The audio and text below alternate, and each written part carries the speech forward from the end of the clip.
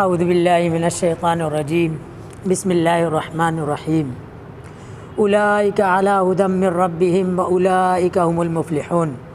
اولئک یہی لوگ، علی اوپر ہے، ہدن ہدایت کے، من ربہم اپنے رب کی طرف سے، واولئک اور یہی لوگ، ہم وہ، المفلحون فلاح پانے والے ہیں، کامیاب ہونے والے ہیں۔ پچھلے آیتوں میں ہم نے متقین کی صفات پڑھی تھی کہ الذین یؤمنون بالغیب، جو ایمان بالغیب رکھتے ہیں، ویقیمون الصلاۃ، نماز قائم کرتے ہیں، ومما رزقناہم ینفقون، اللہ کی راہ میں خرچ کرتے ہیں، والذین یؤمنون بما انزل الیک، جو آپ کی طرف قرآن حکیم نازل کیا گیا ہے اس پر بھی ایمان رکھتے ہیں، وما انزل من قبلک، اور جو آپ سے پہلے نازل کیا گیا کتابیں ان پر بھی ایمان رکھتے ہیں، وبالآخرۃ ھم یوقنون، اور آخرت پر یقین رکھتے ہیں۔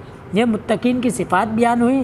پھر اللہ رب العالمین کہہ رہا ہے اولئک یہی لوگ علی ھدی ہدایت پر ہے، من ربہم اپنے رب کی طرف سے، واولئک اور یہی لوگ ہم المفلحون وہ فلاح پانے والے ہیں، کامیاب ہونے والے ہیں۔ اللہ رب العالمین نے ہدایت یافتہ لوگوں کا ایک نمونہ اور کامیاب ہونے والے لوگوں کے لیے ایک زاویہ بیان کر دیا ہے کہ ان صفات کو اپنا لو، ان صفات پر عمل کر لو تو تم بھی ہدایت یافتہ اور کامیاب لوگوں میں شامل ہو جاؤ گے۔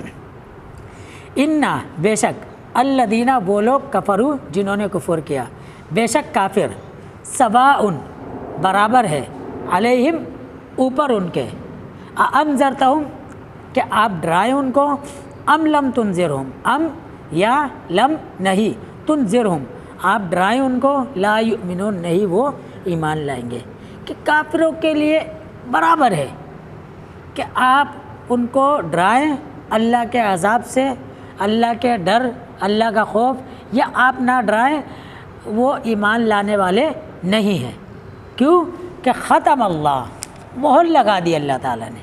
وجہ یہ ہے کہ اللہ نے ان کے دلوں پر مہر لگا دی ہے۔ جس طرح ایک حدیث میں ہے کہ آپ صلی اللہ علیہ وسلم نے فرمایا کہ مومن جب کوئی گناہ کرتا ہے اس کے دل پر ایک سیاہ نقطہ پڑ جاتا ہے، سیاہ نقطہ لگ جاتا ہے، اگر وہ معافی مانگ لیتا ہے تو وہ صاف ہو جاتا ہے، توبہ کر لیتا ہے تو صاف ہو جاتا ہے، اگر پے در پہ گناہ کرتا رہتا ہے تو وہ اور پڑھتے اس کا دل سیاہ ہو جاتا ہے، کالا ہو جاتا ہے۔ تو آپ صلی اللہ علیہ وسلم نے اس سیاہ دل کو بھی ختم کرنے کے لیے وجہ بتا دی ہے، ایک نشانی بتا دی ہے کہ اگر کوئی مومن گناہ کرتا رہتا ہے تو اس کا وہ زنگ، اس کا وہ سیاہی کس طرح صاف ہوگی؟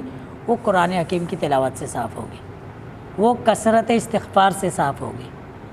تو یہ کافر ختم اللہ، مہر لگا دی اللہ تعالیٰ نے، علی قلوبہم ان کے دلوں پر، وعلی سمعہم، وعلی اور اوپر، سمعہم ان کی سماعت پر، ان کے کانوں پر، وعلی اور اوپر، ابصارہم ان کی آنکھوں کے، غشاوۃ پردے ہیں، ولہم اور ان کے لیے، عذاب عذاب ہے، عظیم بڑا۔ یہ مہر لگنے کی وجہ کیا ہے؟ یہ مہر لگنے کی وجہ یہ ہے کہ ایک مومن جب وہ گناہ کرتا رہتا ہے تو پھر اس کو اگر آپ اللہ کے دین کی طرف دعوت دیں، آپ صلی اللہ علیہ وسلم کے فرمان کی طرف دعوت دیں، تو اس کا بھی بسا اوقات یہ رد عمل ملتا ہے۔ کیوں کہ وہ گناہوں کے دلدل میں پھنس چکا ہوتا ہے۔ اس کو اگر نیکی کی طرف بلایا جائے تو وہ دعوت اس کو بڑی بری بھی لگتی ہے اور عجیب بھی لگتی ہے، وہ دنیا میں مشغول ہو چکا ہوتا ہے۔ تو یہ لوگ دنیا میں جب مشغول ہو گئے ہیں اور بالکل ان کا اس طرف رغبت نہیں ہے، تو پھر اللہ رب العالمین نے ان کے کانوں پر، ان کی آنکھوں پر اور ان کے دلوں پر مہر لگا دی، اور ان کے لیے عذاب ہے بڑا۔ وَمِنَ النَّاسِ اور لوگوں میں سے، مَن یقول جو کہتے ہیں۔ یہ پہلے اللہ رب العالمین نے متقین کی صفات بیان کی، پھر کافروں کے بارے میں بتلایا، اب اللہ رب العالمین تیسرے گروہ کا تذکرہ کر رہا ہے۔ وَمِنَ النَّاسِ اور لوگوں میں سے، مَن یقول جو کہتے ہیں، آمنا ایمان لائے ہم، باللہ ساتھ اللہ کے، وبالیوم الآخری اور آخرت کے دن پر، وما ہم اور نہیں ہے وہ بمؤمنین ایمان لانے والے۔ یہ کون لوگ ہیں؟ یہ منافق ہیں۔ کہ ظاہری طور پر تو لوگوں کے سامنے وہ کہہ رہے ہیں کہ ہم اللہ پر، آخرت کے دن پر اور کتاب پر، ہر چیز پر ایمان لے آئے، لیکن اللہ رب العالمین یہاں پر نفی کر رہا ہے کہ ان لوگوں میں سے کچھ ایسے بھی ہیں مومنوں میں سے جو چھپے ہوئے ہیں، ظاہری طور پر مومن ہیں لیکن وہ چھپے ہوئے منافق ہیں۔ وہ کہتے ہیں کہ ہم اللہ پر ایمان لائے، آخرت پر ایمان لائے، اللہ رب العالمین کہہ رہا ہے یہ مومن نہیں ہے۔ وجہ کیا ہے؟ یخادعون اللہ، وہ دھوکہ دے رہے ہیں اللہ کو، والذین، ان لوگوں کو آمنوا جو ایمان لائے، دھوکہ دے رہے ہیں اللہ کو اور ایمان والوں کو، لیکن وما یخدعون، اور نہیں وہ دھوکہ دے رہے الا مگر انفسہم، اپنے آپ کو۔ ان کے ذہنوں میں یہ ہے کہ ہم شاید دھوکہ دے رہے ہیں اللہ کو، ظاہری طور پر ہم بتا رہے ایمان لے آئے، مومنوں کو بتا رہے ہم ایمان لے آئے، لیکن اللہ رب العالمین کہہ رہا ہے کہ یہ نہ مجھے دھوکہ دے سکتے ہیں نہ مومنوں کو۔ مجھے اس لیے نہیں دے سکتے کہ میں ہر چیز کو جانتا ہوں، ظاہر کو بھی اور باطن کو بھی، اور مومنوں کو اس لیے نہیں دھوکہ دے سکتے کہ اللہ رب العالمین بذریعہ وحی ان کے سب اوصاف کو بتا رہا ہے، ان کی سب باتیں بتا رہا ہے۔ تو فرمایا وما یخدعون، اور نہیں وہ دھوکہ دے رہے الا مگر انفسہم، اپنے آپ کو، وما یشعرون، اور نہیں وہ شعور رکھتے، سمجھ رکھتے، بے شعوری میں یہ سوچ رہے ہیں کہ ہم اللہ کو اور مومنوں کو دھوکہ دے رہے ہیں، لیکن یہ خود اپنے آپ کو دھوکہ دے رہے ہیں۔ فی قلوبہم، ان کے دلوں میں مرض، بیماری ہے، فزادہم اللہ، پس بڑھا دی اللہ تعالیٰ نے مرضاً، ان کی بیماری کو۔ یہ نفاق کی بیماری ان کے دلوں میں ہے تو اللہ رب العالمین نے ان کی نفاق کی بیماری کو اور بھی بڑھا دیا۔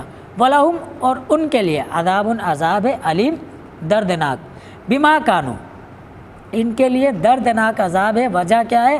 بما کانوا، بسبب اس کے جو تھے وہ یکذبون، جھوٹ بولا کرتے، ان کے جھوٹ کی بیماری کی وجہ سے اللہ رب العالمین نے ان کی بیماری کو بڑھا دیا۔ تو اسی لیے آپ صلی اللہ علیہ وسلم نے منافقین کی جہاں نشانی بیان کی ہے وہاں پر وَإِذَا حَدَثَ كَذِبَ، کہ منافق جب بولتا ہے جھوٹ بولتا ہے۔ تو ہم مومنوں کو بھی یہ اوصاف اپنے اندر تلاش کرنے چاہیے کہ اللہ رب العالمین نے، ابھی ہم سورۃ الانبیاء بھی پڑھیں گے تو اس میں بھی اللہ رب العالمین کہہ رہا ہے کہ ہم نے تمہاری طرف اس کتاب کو نازل کیا ہے، اس میں تمہارا ذکر ہے۔